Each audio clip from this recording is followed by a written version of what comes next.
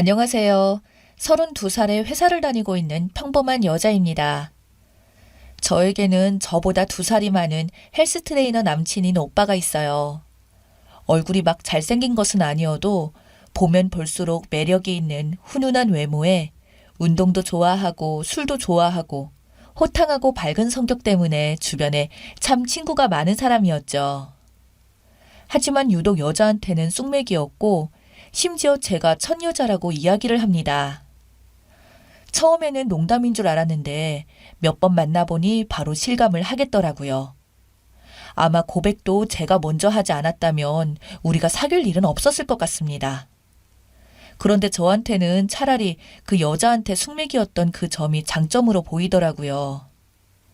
다른 여자들 걱정할 필요 없이 오직 나만 사랑해 줄 테니까 걱정 없이 나만 한눈 안 팔면 아무 일 없겠다는 생각에 너무너무 좋았죠. 근데요, 제가 그걸 생각을 못 했더라고요. 저도 여자라는 점. 문제는 남친은 저한테로 쑥맥이었다는 거였어요. 연애하는 동안 너무 더디다 못해서 답답하고 심지어는 마음을 내려놓게 되더군요. 1년이 넘게 만났는데 우리는 아직 관계를 못했어요. 보통 여자가 거부를 해서 못하는 경우가 종종 있기는 하지만 저는 정말 너무도 개방적인 사람이고 사랑받는 것을 좋아하며 확인받고 싶어하고 오히려 관계를 해야 마음이 편해지는 그런 사람인데 기다리다 화병이 나는 줄 알았습니다. 연애를 1년 넘게 해왔음에도 욕심조차 없어 보이는 남친의 모습에 짜증이 나고 있었죠. 내가 여자로서 매력이 없는 것은 아닐까 진지하게 고민해 본 적도 있고요. 한 번은 제가 마음먹고 덤빈 적이 있었는데 어깨를 잡고 밀더니 아직은 때가 아니라고 진지하게 말을 하더군요. 아니 1년이나 만났는데 대체 언제가 때야? 당신 혼전순결이야? 라고 했더니 그건 아니지만 너무 사랑하기에 아껴주고 싶다고 하더군요. 말이 아껴주는 거지 아끼다가 똥 된다고 이 양반아. 나이가 30이 넘었어요. 아저씨라고 하고 싶었지만 목까지 넘어갔던 말들을 겨우 삼키고 알겠다고 고개를 끄덕거렸습니다. 그런데 요즘 세상에 그런 사람이 어딨어요? 저는 믿을 수가 없었습니다. 이놈 뭔가 있어 바람이야 뭐야 하는 마음으로 석연치 않은 느낌에 수시로 폰을 검사해 보아도 나오는 것은 없고 집요하게 감시했는데 절대 바람 피는 것은 아닌 것 같더라고요. 오히려 바람 피는 게 아니라고 생각을 하니 더 답답하고 속이 터져만 갔습니다. 하자고 했다가 거부당하고 제발 하자고 했다가 또 거부당하고 이제는 자꾸 제가 원한다고 표현을 하기에는 나만 이상한 사람이 되는 것 같아서 그냥 포기를 했어요. 어차피 결혼 생각도 있었고 결혼만 하면 문제없이 다 해결될 거라고 믿었기에 정말 내려놓고 마음 편하게 먹었습니다. 남편도 저와 결혼을 생각하고 만나고 있다고 해왔기에 이쯤 되니 제가 물었어요. 우리 나이도 있고 이제 결혼을 좀 생각해야 되지 않을까? 언제 할지 생각하는 시기가 있어? 라고요. 그랬더니 그가 의미심장한 말을 합니다. 전부터 말하려고 했던 건데 이게 말하기가 쉽지 않아서 하루 이틀 미루고 있었는데 이제는 꼭 해줘야겠어. 그러면서 하는 말이 사실 남친이 문제가 좀 있다는 거예요. 그래서 내가 그게 무슨 소리야? 그건 중요하지 않아. 치료 받으면 돼. 라고 했더니 고개를 저으며 아니다 라고는 하는데 도대체 뭐가 문제인지를 말을 안 합니다. 이런 문제도 아니고 저런 문제도 아니고 대체 뭐가 문제인가 싶어서 마지막으로 물었죠. 트랜스라도 되냐고. 약 3초간 정적이 흐르고 나서 저 스스로 황당한 질문이라고 생각은 했지만 그 답을 기다리며 조마조마한 모습을 보니 조금은 의심을 했던 것 같습니다. 하지만 이내 아니라는 대답이 나오자 안도의 한숨이 나오더군요. 그럼 되었다고, 그런 거 아니면 됐다고, 문제 없다고. 그렇게 뭐가 문제인지 제대로 듣지도 못한 상태로 그냥 결혼을 진행하기로 얘기가 되었습니다. 하지만 이게 그냥 넘어갈 일은 아니잖아요. 문제가 있다면 그게 불임 이유로 되는 거면 어떻게 하나 싶은 마음에 궁금함을 참을 수가 없어서 결혼 전에는 어떻게든 알아내야겠다는 생각을 했습니다. 그래서 끊임없이 밀어붙였습니다. 돌붙여갔던 남친이 그런 저의 모습에 결심을 했는지 어느 날 술 한잔 하자고 하더군요. 저는 직감을 했죠. 그래, 오늘이구나. 한 잔, 두 잔 마시며 개봉식을 기대하며 즐거운 마음으로 시간을 보냈습니다. 그리고 드디어 둘만의 시간. 이게 뭐라고 사귄 지 1년이 넘었는데 술을 마셔야만 할 수 있는 건지. 저는 긴장하지 말라며 잠시 남친을 토닥이고 곧바로 확인 작업에 들어갔습니다. 아니 근데 막상 확인을 하려고 하니까 또 이래저래 핑계를 하고 버티더군요. 옥신각신 하다가 간신히 설득해서 저는 그날 처음 보는 광경을 목격하게 됩니다. 하나더군요. 저는 사실 놀랐어요. 그런 사람을 본 적이 없었거든요. 순간 머릿속에 수많은 생각들이 스쳐 지나갔어요. 임신은 가능한 건가? 불임 확률이 높아지는 것은 아닌가? 건강한 아기가 나올 수는 있나? 그러다가 현실로 돌아와 정신이 번쩍 들었을 때는 이미 남친이 나가서 멀리 사라진 뒤였죠. 미안한 마음에 뒤늦게라도 연락을 해봤지만 연락이 되지 않았고 문자를 남겨도 확인하지 않고 미치겠더라고요. 정말 저도 잠시 생각할 시간을 가질 겸 내가 이런 것을 처음 봐서 놀라서 그랬어. 절대 싫다거나 그런 거 아니니까 나중에 다시 한번 이야기해보자. 연락 좀 받아. 라고 메시지를 남기고 저도 집으로 돌아왔습니다. 그리고 집으로 돌아오는 길에 버스 안에서 인터넷으로 폭풍 검색을 했어요. 사랑한다, 사랑한다 수도 없이 해온 말이지만 막상 불임인 사람일 수도 있다는 생각에 결혼을 망설이고 검색을 하고 있는 제 모습을 보니 씁쓸하기는 하더군요. 그래도 어쩝니까? 결혼은 현실인데 나도 확인할 것은 확인은 해야죠. 여튼 찾아보니 아니라고 해서 어려서부터 없어진 것은 아닐까? 뭐 그렇게 된 것 같은 느낌인데 불임 확률이 높아진다는 말도 있기도 하고 하지만 당장 문제가 없다고 하기도 하고 생각보다 큰 문제는 없어 보여서 다행이라고 생각을 했어요. 한 개만 있어도 된다더라고요. 내가 이 사람을 정말 사랑하는데 별로 큰 문제는 아니잖아. 나만 괜찮으면 되는 거잖아. 그래, 불임도 아니라고 하잖아 하면서 이 사람 상처 입기 전에 어서 찾아가자 생각을 했습니다. 근데 문제는 그날 이후로 헬스장도 안 나온다고 그러고 도무지 연락이 안 되는 거였어요. 아마 제 놀란 표정 때문에 큰 상처를 받은 모양인데 연락도 안 받고 문자도 안 보고 어찌 말할 기회가 있어야 말을 하던가 하죠. 어쩔 수 없이 몇 날 며칠을 남친 집 앞에서 서성이며 기다려서야 겨우 남친을 만날 수가 있었습니다. 후드를 뒤집어 쓴 남친이 나오는 걸 보고는 잽싸게 따라가서 이름을 불렀어요. 그런데 놀란 남친이 최선을 다해서 도망치는 거예요. 저도 그를 따라서 달렸습니다. 그러다가 그만 제가 발을 헛디뎌서 바닥에 넘어지고 무릎이 다치는 일이 발생하고 말았어요. 절대 안 잡히겠다고 그렇게 전력으로 도망을 치던 남친이 멀리서 제가 다쳐서 쪼그려 있는 걸 보더군요. 저는 다 들리게 울었죠. 남친은 도망을 포기하고는 다가오더군요. 그러면서 왜 찾아왔냐고 저에게 짧은 한마디를 건네는 겁니다. 저는 울면서 말했어요. 미안하다고. 근데 나 정말 괜찮다고. 놀란 것은 사실이지만 이제는 괜찮다고. 왜 연락을 안 받냐고 보고 싶었다고 말했죠. 그랬더니 남친도 조금 놀라더라고요. 덩치에 안 맞게 근육질에 몸을 해가지고는 저 우는 것을 보고 같이 따라 우는데 이거는 뭐 완전 개그물이 따로 없었습니다. 그렇게 울다가 그치고 어색해진 남친과 말없이 몇 분을 보고 있다가 용기를 내어 말을 건네어 남친과 터놓고 조금 이야기를 해보니 바로 알 수 있겠더라고요. 어렸을 적부터 제거 수술을 하게 되면서 늘 한계로 살아왔고 그러다 보니 친구들에게 놀림을 많이 당했대요. 어렸을 당시 약하고 여린 성격이었기에 마음의 상처를 많이 받은 모양이더라고요. 하지만 막상 모형을 넣으면 모형을 넣었다고 애들이 놀릴 것이 뻔했기에 그 또한 포기하고 그렇게 살았다고 하고요.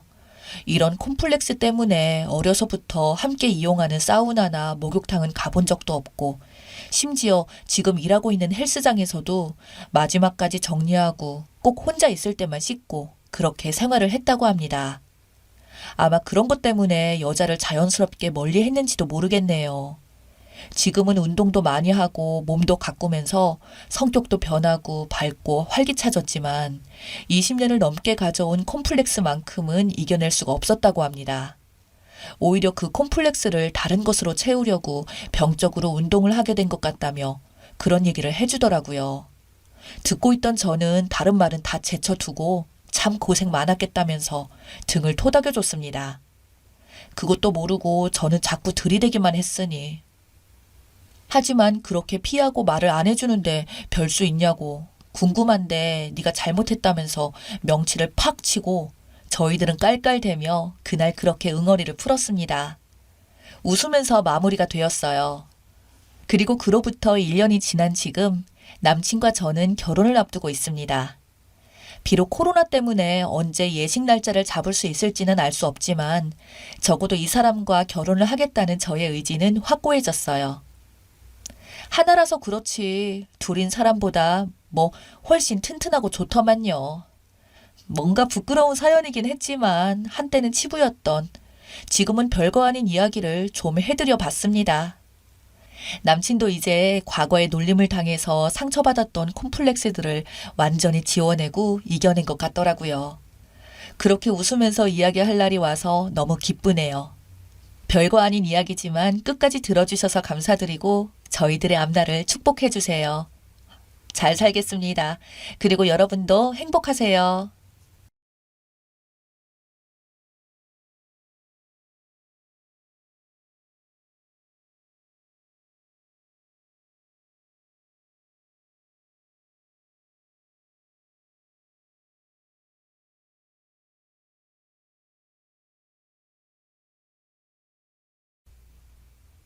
안녕하세요. 저는 기혼 여성입니다. 전 직업고등학교를 나와서 대학 진학 대신 바로 일을 시작했어요. 한참 공장에서 일할 때 그곳에서 만난 남자와 결혼했고요.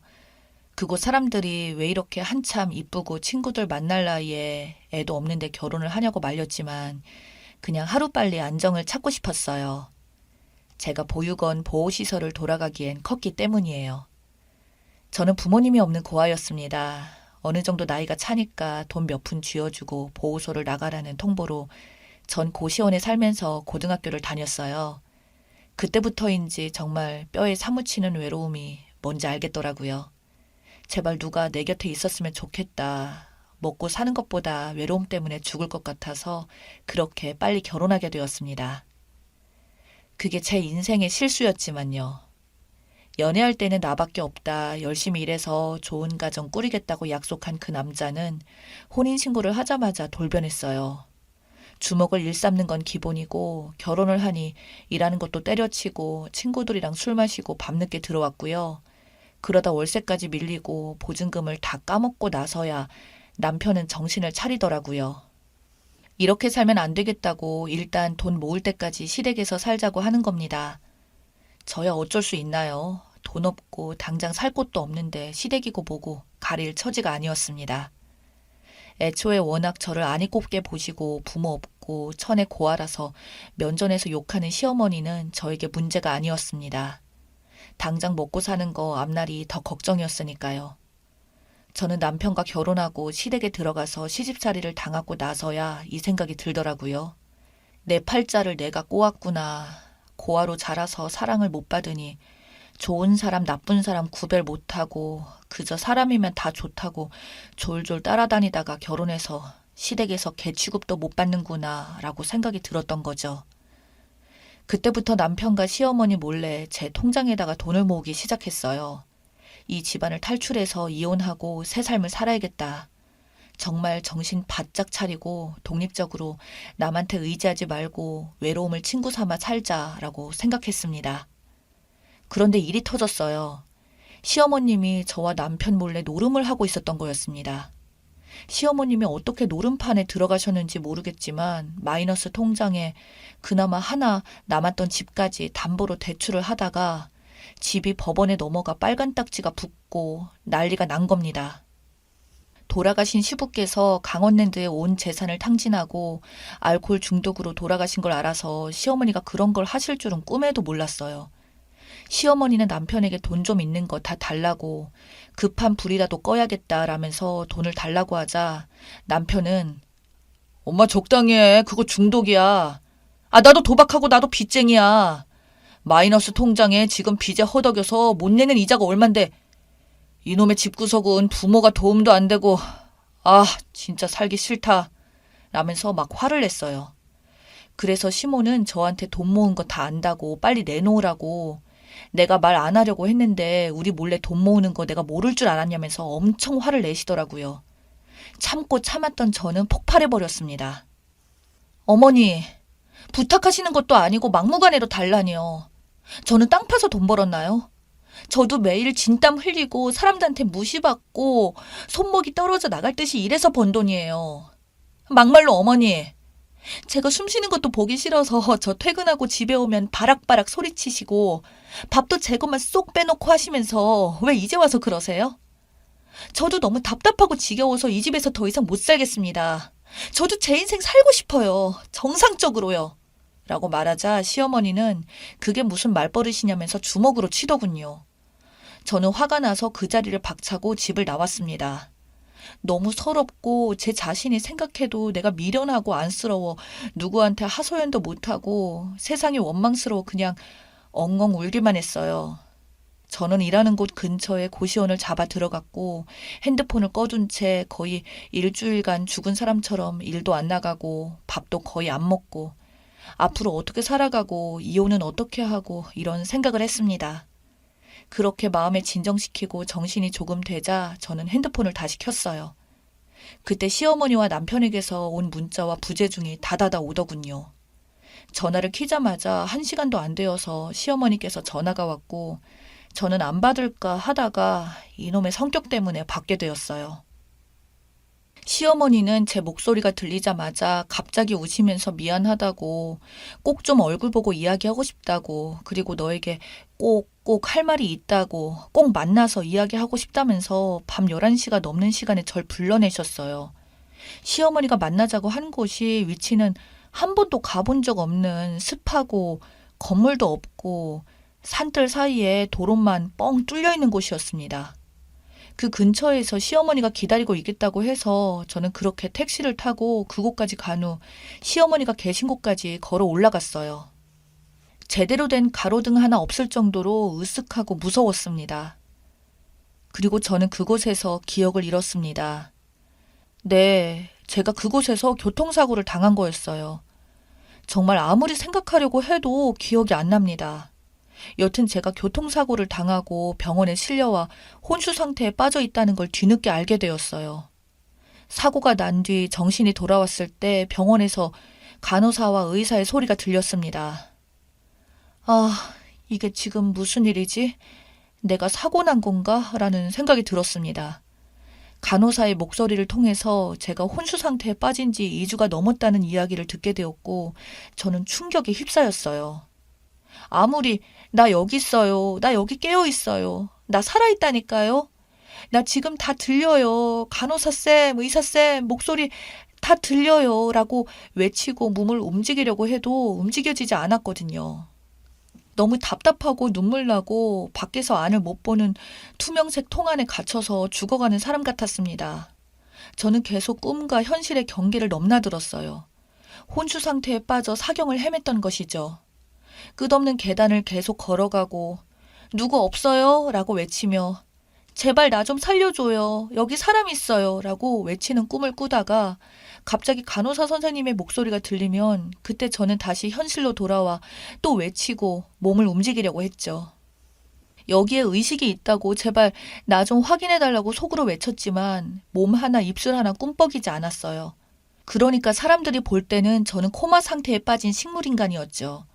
저는 멀쩡하게 생각하고 의식이 있는데 그렇게 다시 꿈속으로 들어가려고 할 때 희미하게 시어머니의 목소리와 남편의 목소리가 들렸습니다. 면회온 것 같았어요. 저는 다시 힘껏 외쳤어요. 어머니, 남편, 나 의식 있어. 나 몸이 안 움직여도 살아있다니까? 라고 외치려고 하는데 갑자기 엄청난 압박감과 고통에 밀려왔어요. 시어머니와 남편은 제가 사라지길 바라는 것 같았어요.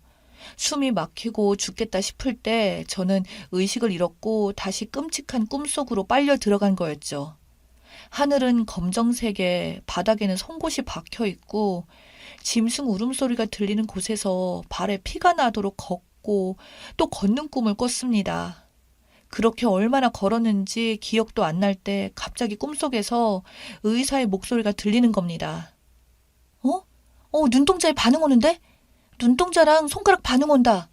라는 소리와 함께 저는 꿈속에서 벗어나 다시 의식을 찾았어요. 그때 제가 기적처럼 눈을 뜨고 손가락을 움직이게 된 겁니다. 드디어 저의 외침이 통한 거였어요. 그때부터 저는 발가락, 손가락, 고개 돌리는 거, 눈 깜빡거리고 어눌한 말을 사용하는 등 점점 신체 기능이 정상적으로 돌아왔습니다.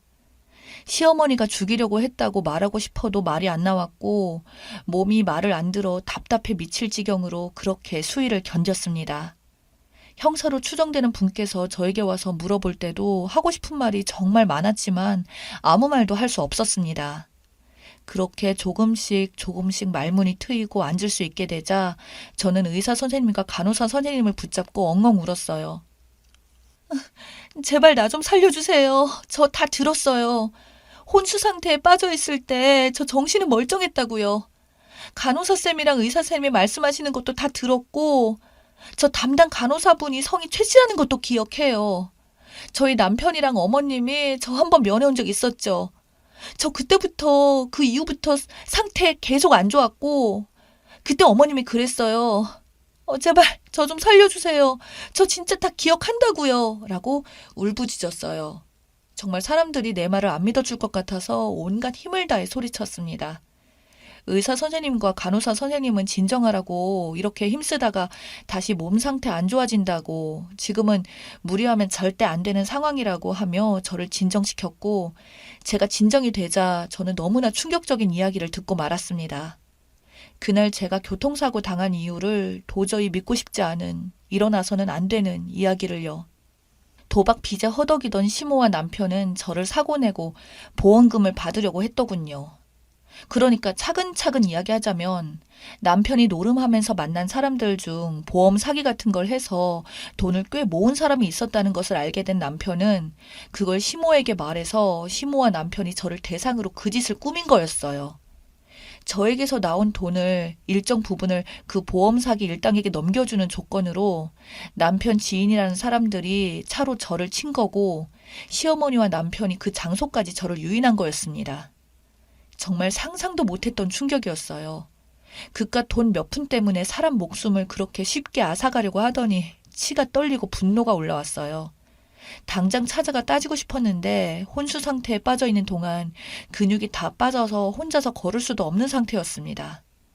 그리고 저를 친 자동차가 도난된 차였고 그 장소에 CCTV가 하나도 없어 뺑소니로 범행을 못 잡을 뻔했다더군요. 본인들이 안 잡힐 줄 알고서 시모와 남편은 뻔뻔하게 저에게 면회와서 남아있는 저의 숨통까지 끊어버리려고 했던 것이었고요. 그날 이후로 남편 지인이 다른 사기건으로 수사를 받게 되고 그 과정에서 시모와 남편과 함께 꾸민 일들이 들통나게 되었다고 합니다. 시모와 남편은 지금 영장 발부되어서 구속수사 받고 있다고 해요. 못해도 징역형이라고 죄질이 너무 나쁘다고 감옥에 갈 거라고요. 저는 충격 그 자체였습니다. 이런 일이 TV에서만 일어날 줄 알았는데 저에게 이런 일이 일어나다니요. 저는 한동안 충격으로 몸 상태가 급격히 안 좋아졌어요. 병원에서 심리치료 과정을 병행하며 몸을 추스렸어요. 오랜 시간 근육을 못 쓰고 혼수 상태였기에 계속 재활훈련을 했고 그 과정에서 남편과 시모의 소송 과정을 계속 주의 깊게 지켜보고 있었죠. 내가 부모 없는 고아라고 이 세상에서 없어서도 아무도 신경 안 쓸 거라고 생각한 시모와 남편의 생각이 너무나 고약하고 못돼서 꼭 감옥에 갔으면 좋겠다고 생각했고요. 강력 처벌을 원한다는 저의 의견을 재판부에 피력하고 할 수 있는 모든 것을 다 했습니다. 그 결과 최종적으로 시모와 남편은 징역형이 떨어져 지금 콩밥 먹고 있습니다. 저는 지금 통원하면서 언어 치료를 받고 있어요. 세상이 무서워서 살 수가 있나요? 저는 직접 당해보니 정말 이제는 아무도 못 믿겠더라고요. 그냥 믿을 건 제 자신밖에 없다는 생각만 들었습니다. 저는 지금 국가에서 연계해주는 프로그램을 신청해 앞으로 먹고 살기 위한 기술을 익히고 있습니다. 정말 외롭다고 가정 이루고 싶다고 아무나 만나서 이른 나이에 결혼했다가 이 꼴까지 났네요. 여러분들은 저 같은 인생 살지 마세요. 제발 부탁합니다. 특히 저와 같은 고아원 시설 출신 애들한테 말해주고 싶습니다. 아무리 외로워도 사람 가려서 만나요. 힘들어도 나를 가장 먼저 사랑하라고. 그렇게 말해주고 싶네요. 제 이야기는 여기까지였습니다. 감사합니다.